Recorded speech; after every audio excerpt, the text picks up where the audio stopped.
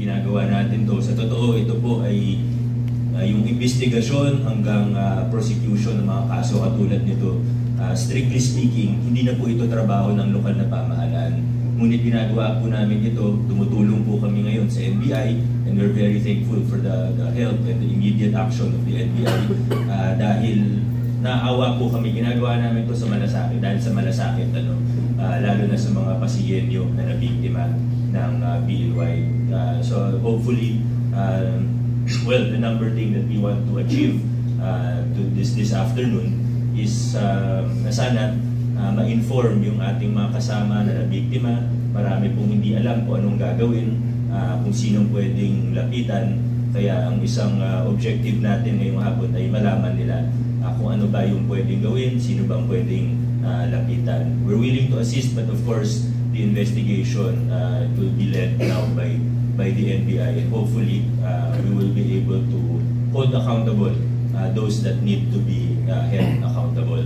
Para lang po malinaw na malinaw, ito pong BNY or Bani, Benta Paluwagan, or kung ano man BNY Trading, ano man ng BNY PAL and Trading, o kung ano pa naman ang mga pangalan nila, hindi po sila authorized. At naglabas na po ang SEC ng advisory. Ito po, public document naman po ito, naglabas po ang SEC ng advisory na wala silang permit or any authorization for any lending or investment business. Tinignan po namin last month o noong December yung permit ng BNY sa city government, at na-discover po namin na ang permit po nila ay bilang isang wholesaler. Wholesale trade po ang negosyo nila. Wala pong kahit anong related sa investments, walang related sa pautang, sa lending.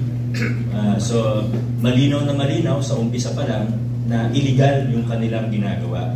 At base sa una nating investigations, nakikita natin na isa po itong Ponzi scheme.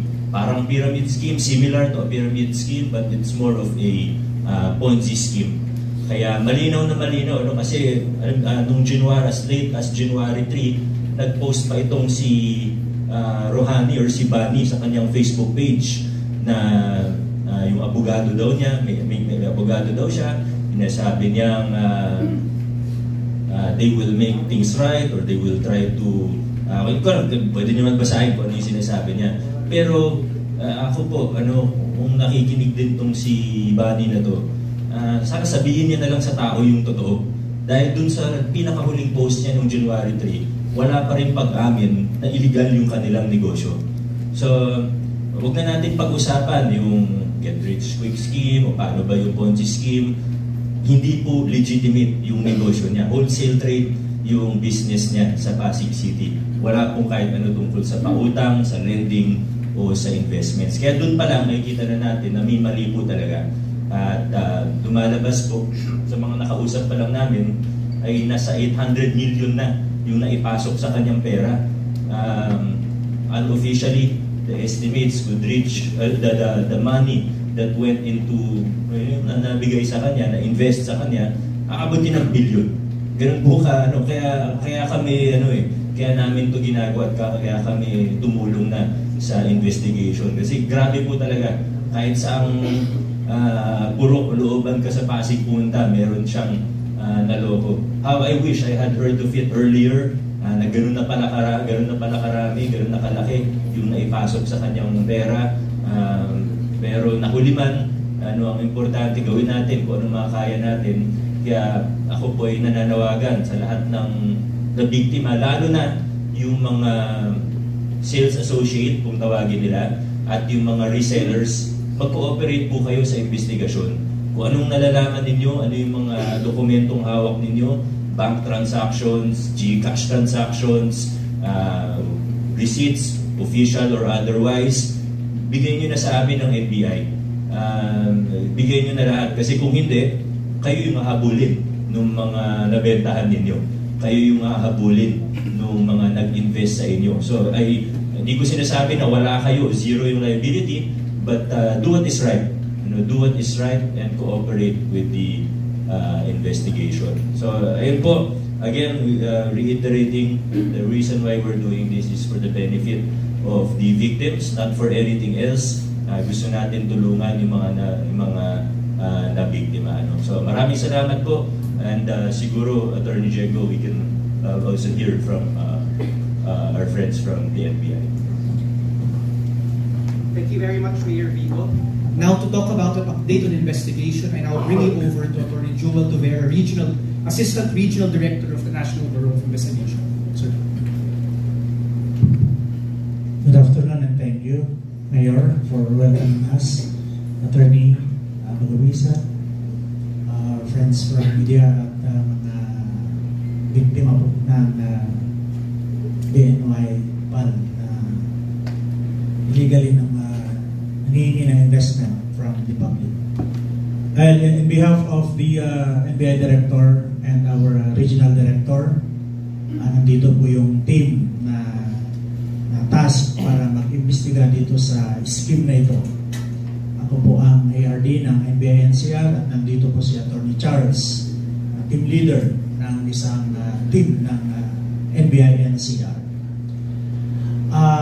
Bago po yung letter request ng ating butihing mayor ng Pasig, ay nakakatanggap na rin po ang aming opisina ng reklamo laban dito sa pinag-uusapan nating tao.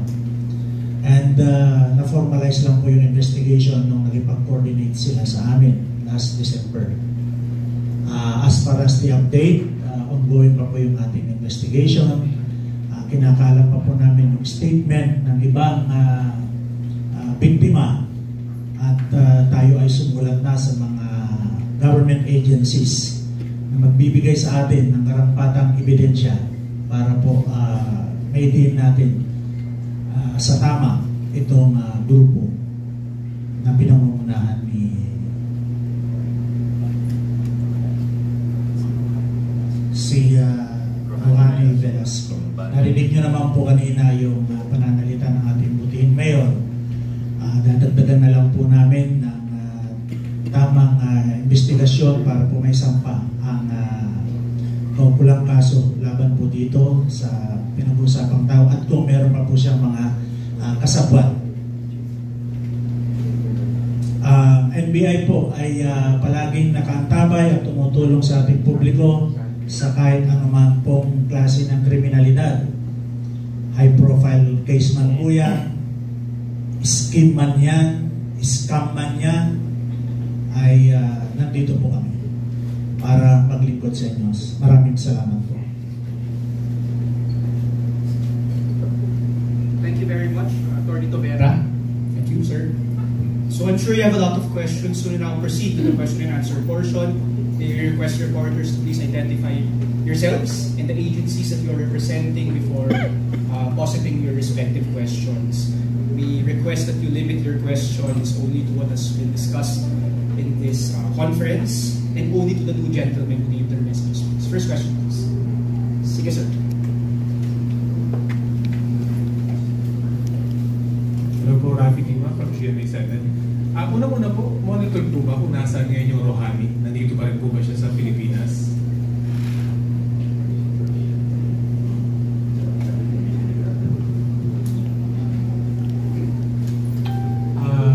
Hindi pa natin masiguro kung nandito pa siya sa Pilipinas, pero magkakaroon po tayo ng karampatang action dyan. Susulat po tayo sa Bureau of Immigration para malaman po yung travel records niya. Follow-up question lang po. Yung CIDG nag-iimbestiga rin po ba? Paano po yung coordination niya? Kasi we understand meron ng over 100 na nag-file ng or nagreklamo sa CIDG. Paano po yung coordination with them? So far, wala pa pong coordination between the NBI and other law enforcement agencies. Pero hindi po malayong magkaroon po ng pagkakaisa ang mga ahensya na ito at magtutulungan para magiging matagumpay yung ating isasampang mga kaso. Ganyan din po ang nangyayari sa ibang sangay ng aming ahensya sa probinsya, regional and district offices. Law enforcement agencies are working together towards a common goal. Thank you. I saw a hand here. Yes, sir. Hi sir, Jason po ng SM9 News. First question po, kasi sabi po ni Mayor nasa billion na po yata yung na-invest, nasa magkano kaya at nasa ilan po yung nabiktima ng kumpanya nito?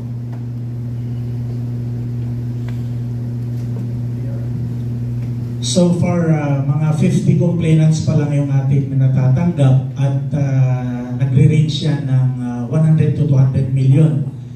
Pero marami pa pong gustong magreklamo at yan na nga po ang ating tinatrabaho. Nandito pa po kami kaninang umaga para mangalap ng ibang ebidensya at statement ng mga victims. Siguro idagdag ko lang, siyempre naintindihan natin ng NBI, they cannot speculate kasi sila yung lead ng investigation. Pero ako, pwede po ako mag-speculate. Sa nakakausap pa lang, maabot na ng ilang daan yung victim, and 800 million yung perang naipasok. Pero marami pa po medyo nag-hesitate, marami pa pong natatakot lumapit sa otoridad, marami pa pong hindi nila alam kung ano ba dapat ang gawin nila. Meron din po baka sa CIDG dumiretso, baka nagpa-blather pa lang sa pulis, may mga ganun. So I think it's safe to say, based on anecdotally lang sa pag-iikot ko sa Pasig, sa mga nakakausap ko, mahina ang libong biktima dito. At sigurado po na hindi lang 1 o 2 bilyon yung naipasok na pera.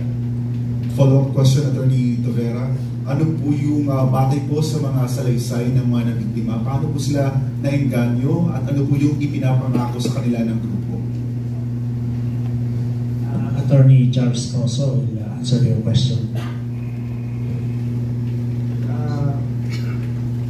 Well, actually, yung scheme nito is like an investment scam. As mentioned by Mayor Soto, this is a policy scheme.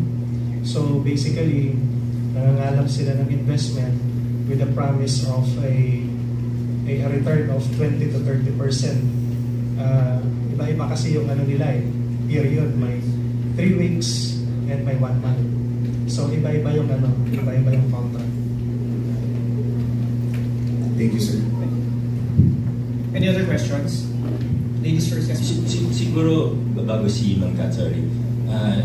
Nagsimula kasi ito maliit lang Bumibili siya ng mga slot sa iba't ibang paluwagan hanggang siya na yung gumagawa. Nagbuo siya, tapos kailangan member ka, tapos magpo-post sa Facebook ng kung ilang slots, yung 30K to 40K, 50K to 65. Kung ano naman, nag-iiba-iba rin yung rates nila Pero more or less, yun nga, 30, maabot ng 40% yung interest sa isang buwan o less than. Kaya ito lumaki kasi yung mga unang nagpasok ng pera, kumita po talaga. Ganoon naman ang Ponzi, di ba? Alam naman natin kung hindi po bago ito. Hindi bago sa Pasig, hindi bago sa Pilipinas, hindi bago sa buong mundo. Laging nangyayari ito worldwide. Kahit saan ka pumunta may Ponzi scheme. Kaya ito lumalaki dahil sa umpisa, yung mga unang naglabas ng pera, yan na magpo-post na sa FB. Yung 100K ko, 200K na ngayon. Nakabili na ako ng sasakyan. Nakapagpatayo na ako ng bahay. Yung mga una, pwedeng totoo kasi yun.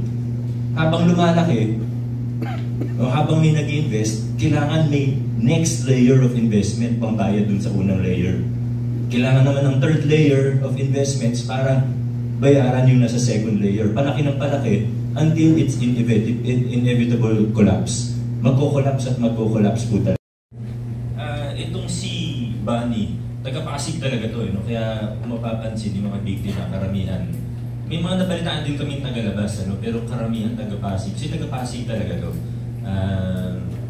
Hindi ko alam kung ano eksakto ang age niya, pero sabi ng mga common friends namin, ay hindi pa siya ganun katanda, siguro 30 plus. 29. Bata pa, 29 or 30 years old daw, sabi nung. So, gano'n na po katagal yung kanyang operation? Hard to say kasi nagsimula ito, hindi pa nga BNY yung ginagamit niya Nag-start siya dun sa mga ibang negosyo, bumibili siya ng mga slot sa paluwagan. So, several years hanggang lumaki ng lumaki. ito pong mismong scheme as we know it, more than 1 year? More than 1 year? Ganun. At pakiclarify nga lang po, kung may mga official na naging victim, nag-invest, magkano po yung mga investment ng mga official na to? At taga saan po ba itong mga official na to? Ay, hindi ko alam kung may lumabas na sa investigation ng NBI. No? Pero pare-pareho naman ang tingin natin sa lahat. No? Kung victim, tingnan natin kung hanggang saan yung involvement nila, kung pinromote ba nila ito, kung may porsyento ba. Lalabas naman yan sa investigations. Pero sa ngayon, siguro mag-agree naman ng NBI. Baka too early to say kasi undergoing pa yung investigations. Hirap naman na magsalita na hindi pa kompleto yung investigation. Meron po ba dun kay Bunny sa suspect? Sino-sino pa po yung iba niyang kasama? Definitely, kung syndicate ito, may ibang info. Ang structure po kasi, yung negosyo mismo, naka-register kay Bunny. Yun, at least, yung wholesale trading business. Wala kaming nakitang ibang pangalan. Tama, Atty. Diego, no? Parang sole proprietor lumalabas. So wala kami nakitang ibang pangalan, officially. So, allegedly, may mga kasama siya nung, syempre, kailangan niya i-promote yung BIPAL scheme niya eh. Tapos meron siyang mga sales associate na parang miyembro nung BNYPAL, tapos bumibili yun ng slots. So parang salesman niya yun, parang gano'n. Tapos meron din mga resellers na halos ganun din naman yung ginagawa. Thank you, Mayor. Last na po kay Regional Director Joel Cabrera. Sir, syempre, meron na kayong investigation na ginawa. Of course, we are expecting na. Meron po kayong na-identify na mga involved na ibang tao kasama ni yung main suspect? As of this moment, wala pa po. Yung pa lang po ang pangalan na sinasabi natin sa ngayon. Pero it is not far-fetched na may mga kasabot din po siya. At malalaman po natin yan sa mga susunod na araw. Maraming salamat.